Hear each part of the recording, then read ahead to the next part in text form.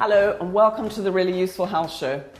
Today I'm going to be joined by Carolyn NIcholls, who is the head of training at the Brighton Alexander Technique College.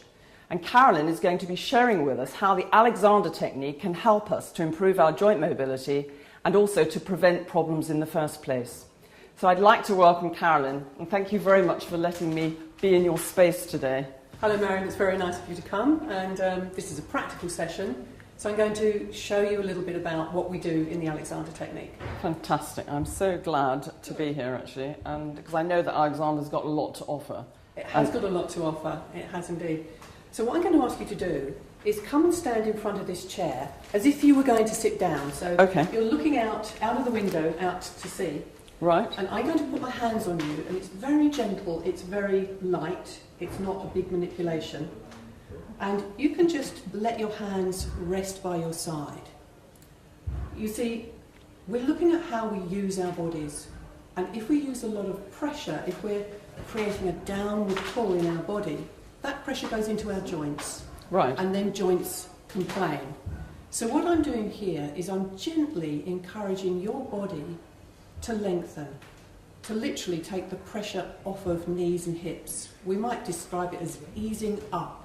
Right. And you can help too by simply asking your whole body to lengthen up from the floor. It's a thought, Maryon, it's not a doing. Okay. It's an undoing, it's a very subtle thing. It's actually teaching your body how to respond better to what it is you want. I can feel the difference actually already, Yes. just that I can feel it lengthening. Yes, you can. When you let go, when you undo things, the body's natural mechanism works. And we're designed to lengthen, we're designed to be free in our joints, but unfortunately we're not always able to operate like that. Especially when you're sitting maybe at the desk all day and Yes. you're crunched up. You don't have the opportunity really, do you, Yes. to sort of stretch out? Yes. Well, you see, what we've discovered with the Alexander Technique is if you deliberately try and stretch out, you just add on more tension. We don't want to do something, we want to undo something, and that's quite different. Right. I'm going to get you to sit down in a moment, but Okay. before we do that, what I'd like you to do is just think some more about that lengthening. Just ask. Don't do it, ask it. That's very nice. And I'm going to take your hips back, and you can bend your knees, and the chair is right behind you. Now, when you first do this, that's the normal thing that happens, is people think, what's going on, what's happening? And that's absolutely fine. But you see, this big movement really shows us how we coordinate our head, our neck, and the rest of our body. Okay. And that basic coordination has a profound implication for joint health. If you coordinate by compression and tightening, you will push, literally push, onto hip joints, knee joints, ankle joints, and actually overload them. Right. So what we're after is working with more ease and freedom. So again, as you're sitting there, just quite simply ask your body to lengthen. Don't try and do it, ask. Yes, that's lovely. And then we're going to make another big movement. I'm going to get you to stand up. And I want you to take some time, not to worry about it, and just think, which bit of me moves first? And the answer is actually your head. So you're going to take a little time to think of your head going up, out to sea.